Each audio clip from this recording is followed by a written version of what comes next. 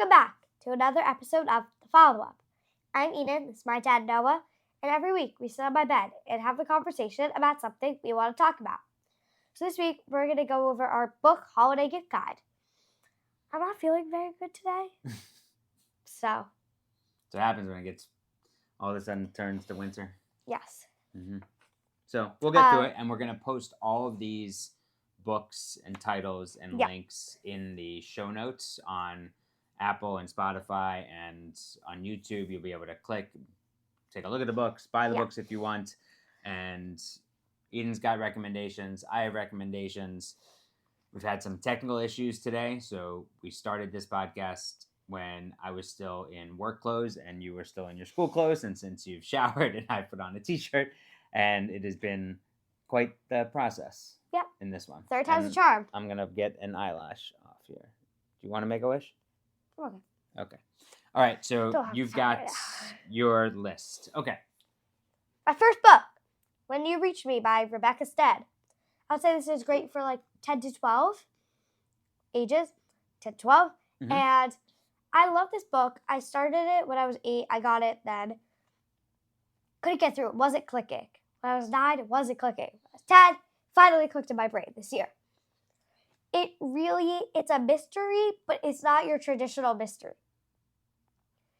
There are some pieces you got to put together mentally for it to make sense. You really gotta power through until the end, and then it finally comes together. Sometimes I felt like giving up in the book because I was like, I don't get this. When I got to the end, I was like, I get why it didn't make sense. She made it not make sense so I could get it. And it's a book that really makes you think. It takes a lot of thought at the end. Every time you read a little chapter or something back, you notice something else. I would say it's a great crafted book. Well-crafted book. Right, so and this is also, it's nice that you can reread this over and over because now you're picking up on different things as you go. Yeah, and I think I read it when I was 8, read it when I was 9. Even though I still read a few chapters. And each time I read those first few chapters, I kept picking up different things. I found this deeper understanding once I got through the end of the book. I started to realize some things in the start of the book that I wouldn't have realized before. Cool. Okay, go ahead. Next. Front Desk series by Kelly Yang, I would say. The Front Desk series, since when you're Front Desk is what the first book is called. It's called Front Desk. Right, series. But the Front Desk. But when you're sick and you have a stuffy nose, gotta really slow down your speech. The Front Desk series. Okay. By Kelly Yang, ages 9 to 11, for what I would say. I think these books, especially the first book, really makes you reflect, and it makes you feel really grateful for what you have. And it's actually based on pretty much based on Kelly Yang, the author's true childhood growing up, especially the first book, and it really makes you grateful for what you have.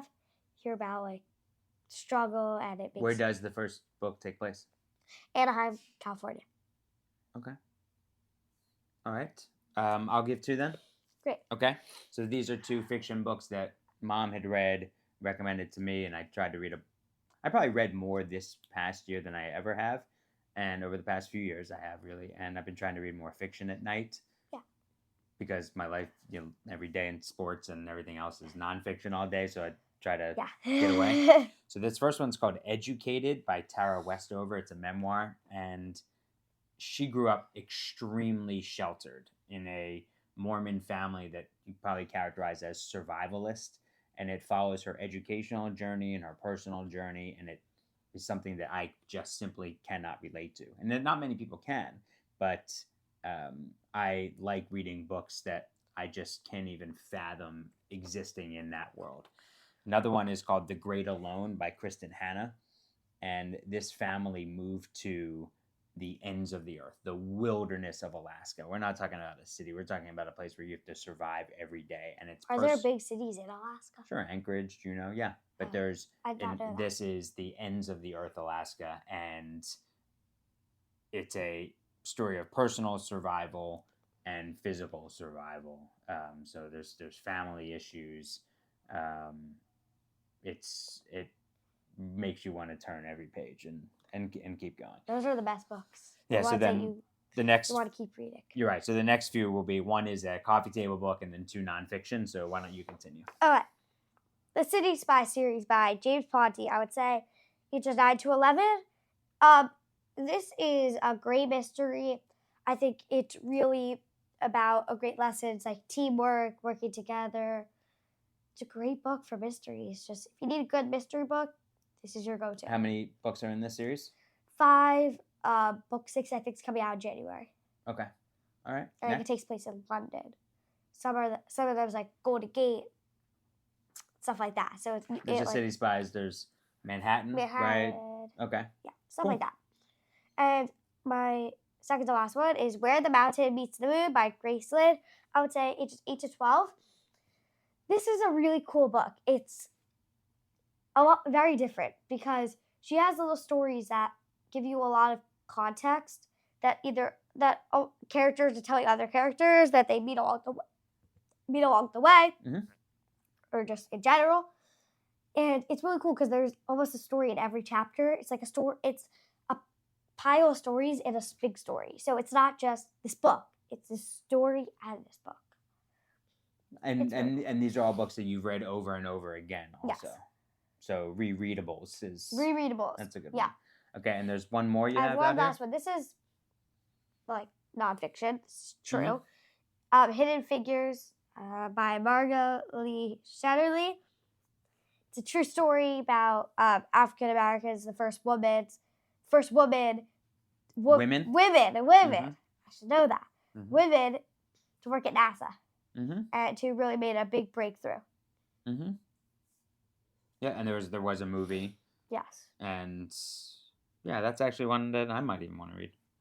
Okay. You want to read it? Thanks. All right, so this first one is a book that we got for your birthday. This is the coffee table book. It's called Courtside. 40 Years of NBA Photography. Nat Butler is the photographer. Nat is a friend of mine who has worked at the NBA for 40 years, will be in the Hall of Fame, has taken some of the most iconic photos in NBA history, and which you will see in this book. Courtside. And Dave McMenamin, the NBA writer for ESPN, he got quotes from so many of the players in here about these photos and what was going on in these games. And these photos are awesome. They're like nothing you've ever seen. Well, actually, they probably are photos that people have seen. But I should say like that. Okay. But like the way they're put together, it like, let's say you were born this year, okay, and you looked at this next year, and you had nothing about basketball. This is, or even if you know so much, it's a great this history is of the awesome. game too. The photos are so cool. So, for example, this is the Ray Allen shots. And I should say nothing you've ever seen. I was fortunate enough to be here for this one, but this is the Ray Allen shot, and there's Ray Allen in the corner.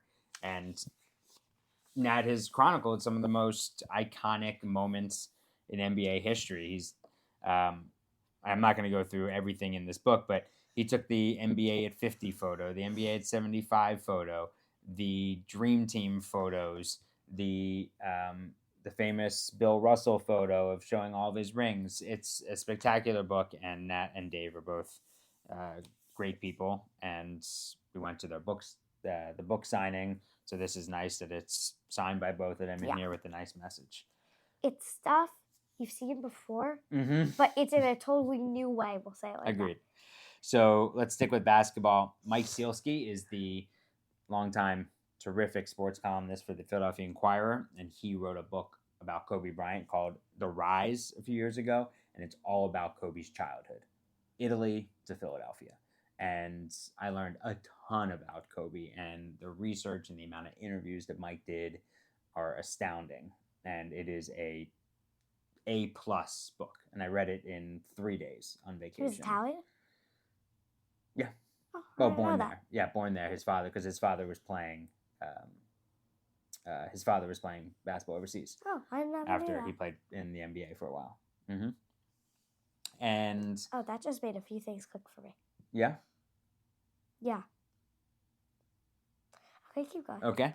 So the last one is The Last Folk Hero, Bo Jackson. It's by probably the most well-known sports biography writer of my generation, and that's Jeff Pearlman, former Sports Illustrated writer. And Jeff has written, I think, 11 sports books, including Showtime, which became an HBO series about the Showtime Lakers in the 80s. He wrote a great Kobe Shaq book, Kobe, Shaq, and Phil Jackson, The Three-Ring Circus. He's written books on Walter Payton, Barry Bonds, Brett Favre, others. His latest is the new book is going to be his first non-sports book about Tupac. And his wife, Catherine, was a guest on the follow-up, and she wrote a book called First Phone. She's a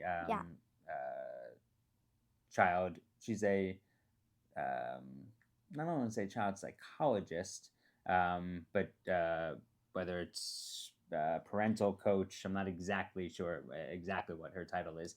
But we had her on as talking about First Phone. But this book, Last Folk Hero, Bo Jackson by Jeff Pearlman, is exactly that. Like, Bo Jackson is the last folk hero before all these feats of strength were documented on a phone. You had Bo Jackson. Okay, so we'll put all the titles and everything in the show notes. And what else? Feel free, like on Apple Podcasts, you can rate and review, but in your comments, we read them. Right, so in the review, you can basically leave a comment. You can leave a comment. And if you're looking, maybe we didn't mention a book, like maybe you need a book for a little bit younger of a kid, or you want just like a regular fiction book or something else. Just feel free to reach out, and we'll definitely give you more recommendations. Or if you have recommendations for us, leave them there. We're happy to take some books, recommendations, happy to give some more. Mm-hmm. Yeah. And as always, the reason why we say to do that in the Apple Podcast reviews is because then it allows more people to see the podcast and to discover the podcast. That's why we do it. Okay, well, feel better. Thank you. What are you going to read tonight? Good question. All right, well, think about it. Love you. Love you.